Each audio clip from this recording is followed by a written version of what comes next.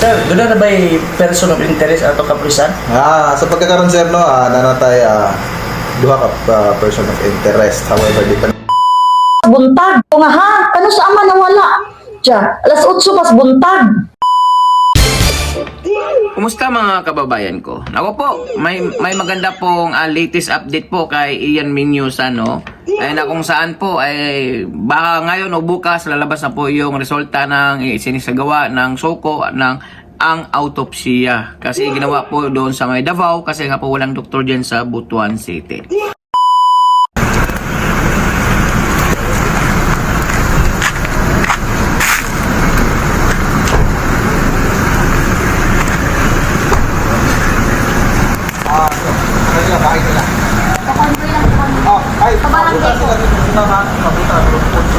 So mo ni ang taga Rufo Rafi Tolfo in action, no?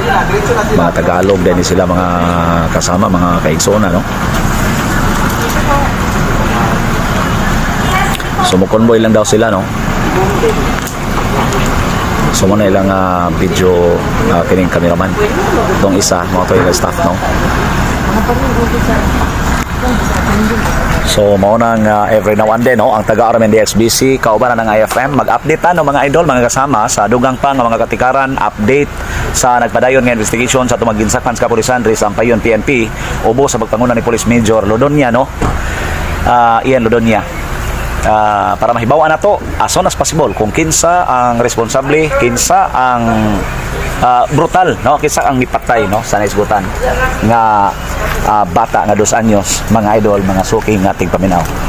So to si Major Lodonia, no, atong sundon karon nga mga panahon na Lodonia, Police Major Lodonia.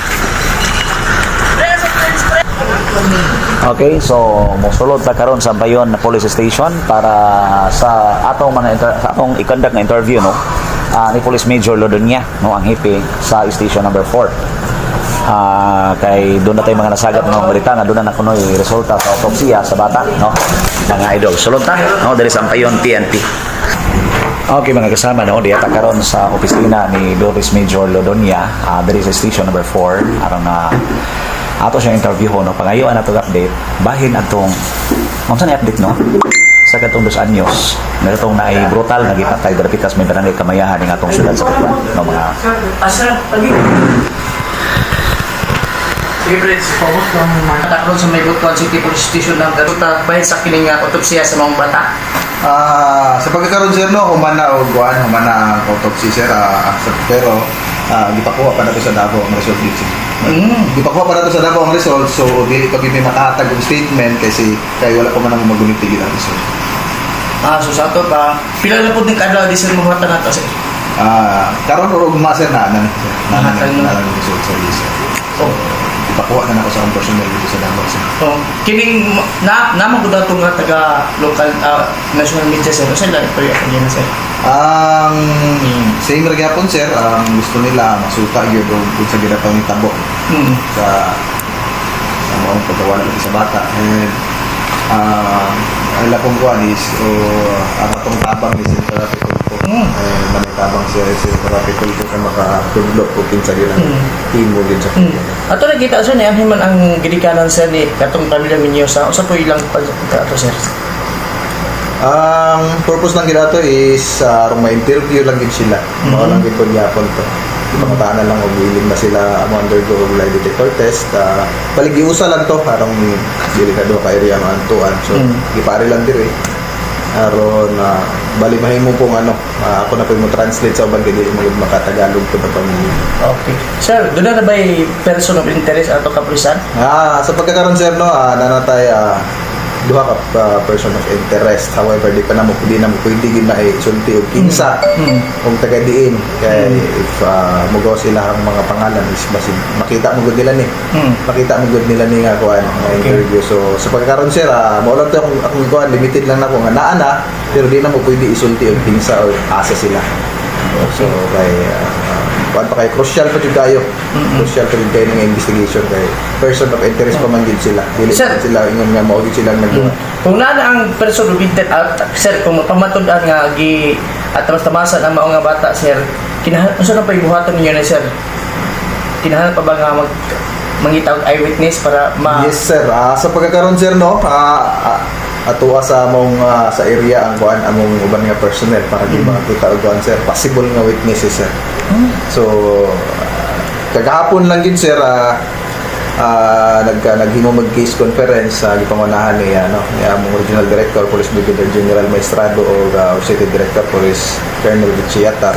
So, ang instruction ni RD o ni CD is maghimo mi og SITG.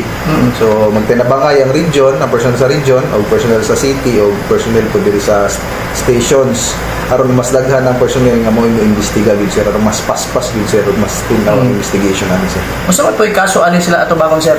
Ani sir no is possible sir murder gid ang makasa nato ani sir, non-billable ni siya sir. So, hopefully gid sir o mapumatud-an gyud nga naagi foul play. Lagi foul play nga nahitabo. Dili aksidente ang pagkawala o pagkamatay sa bata. At itong paningkamutan ni sir nga manubag yun yung tawahan na sir o maumagidya ito siya naghimo sir. Minsahe lang rin mo sir sa mga katawhan na katulabidan sa itong mga butuan nun sir. Ko alang no is maulang gyapon ako minsay sama sa mga niagi is kato gyapong limitahan gyapon nato ang pag tuo-tuo o pagpakalat og mga false information na dili pa gid siya verified o wala pa tay mga kuan ba na sa tawag ani, wala pa tay mga pagpamatuod. So dili sana po nato i-judge ang mga ginikanan kaya actually nakaistorya na ko ang ginikanan. Naapektuhan nilang mga anak sa pagkakaroon dili na gani mga eskwela yung mga anak tungod kay medyo naapektado na pud sila sa chismis no, sa chismis naman nakakahaka tudlo-tudlo nga ilang ginikanan mao ni ang mga pagkatao silang ginikanan nga in which dili na magitinuod na niingon nga customer na ko ni pagsuta na mo dili man taga diri taga laing probinsya.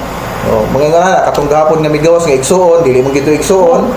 Dili to tinuod kaya mga igsuon na to niya, mga igsuong laki is mga bata pa. Limpyo og lawas, nakita to gahapon nga nay tato. So kuha lang advice no, di lang ta magtuo kay nakita ra pa nako nga daghan og mituo. So katong lang mga aiming nga vlogger, so likaya na to no. So paningkamutan po namo nga naay legal actions, nangita mig legal advice kung unsay among actions taken para sa mga nagpakalat og mga false nga information na nakahatag og kagubot, mga pangutana unya nakakuan pod, nakahatag pod og dakong kaguol sa pamilya, nakaguba gid sa reputasyon sa pamilya. Salamat sir og kapay adlaw. Yes sir, dagan ni salamat sir. Pas buntag ko nga ha, kano sa ama nawala. Tiya, alas 8 pas buntag. Ningon siya. So ningon ko nga, sige, mangita kong tanod kay aron makaadto mi didto. So mao to nga kato si Gemma Salino ug ako nangita mig tanod mo nang iadto mi didto mga 6 kape na mi sa gabi. Mas di ka po eh. Ay mo tayong buntag daw. Kayo mas aron ma'am pag-interview sa mama ngano wala man sila ni report dayon dire sa barangay hall. Aron ma-blatter. So ang sulti niya sa ako wala ko na sila niyan sa barangay hall kay basin makit-an nila ang bata. So mao to nga while nga nag-interview ni sa oras ka nakabalo. alas 4 ma'am, kating ulan. Oo.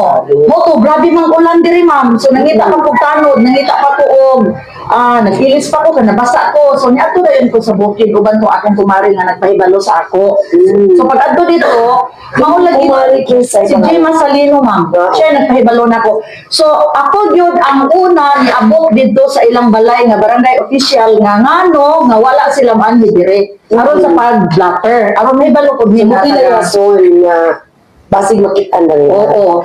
Unya ma'am, while nga nagstorya mi dito, naay nabuhian ang mama sa ako nga istorya nga mahadlok na jud ko sa akong bana. Oo, basig unsaon daw siya. So ako nakadungog og si Gemma adto nga istorya. Kung makinig mo siya, ano? Ako kabalo ma'am, basta kay mo lang na iladungog na ko. Okay, siya may take charge. Oo ma'am, oo.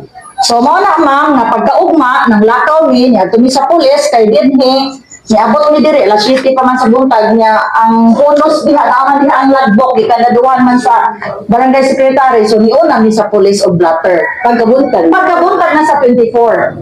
So pag abot sa pulis na blatter na ni kuyog dayon ang duha ka investigator o duha ka pulis dito dayon mi sa area. Hantod everyday na ang police wala diha everyday na hantod nga nakita ang bata. Nakita nila. Oo, unya nagtinabangay na ma'am ang barangay official, mga workers, si kapitan ang nagdala dito, tanan man bisan pang taga-Tigdaolan ni adto na dito. O nga ha, kano sa ama nawala? Tiya, alas 8 pas buntag, ningon siya. So ningon ko,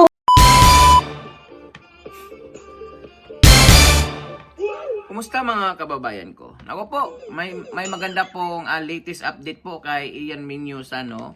Ay na kung saan po ay baka ngayon o bukas lalabas na po yung resulta ng sinisagawa ng SOCO ng ang autopsiya. Kasi ginawa po doon sa may Davao kasi nga po walang doktor dyan sa Butuan City. So ayun po, na-interview po ni Sir Danny Luyahan. I credit this video to Sir Danny Luyahan. DXBC Butuan. Ayan, DXBC Butuan. Shout out DXBC Butuan. Ayon po sa interview ng list po doon na mayroon na pong person of interest. Mukhang dalawa pa yata yung person of interest within the inside the barangay lang yung mga person of interest. Pero hindi po kinilanlan kung sino, baka kapamilya, kapitbahay o yung mga barangay, hindi po natin alam kung sino yung ano nila kasi nga ongoing pa po yung kanilang investigation, no.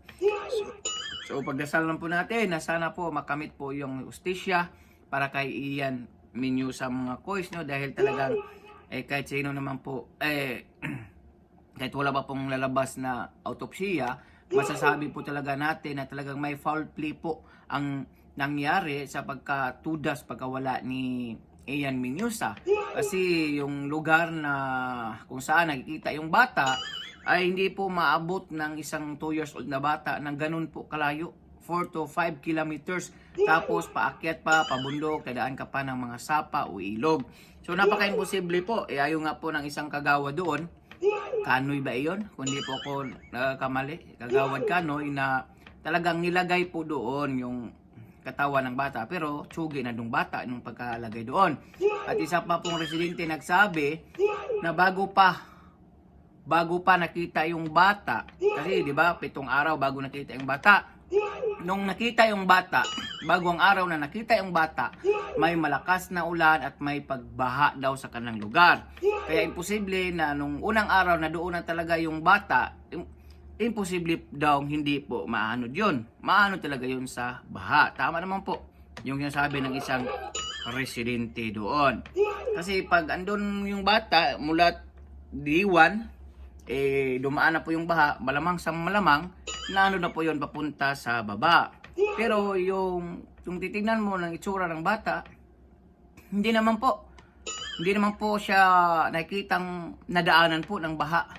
So ibig sabihin, yung tukoy ng nakita ng mga kapitbahay o ng mga taga-barangay na sinadya pong nilagay yung bata doon.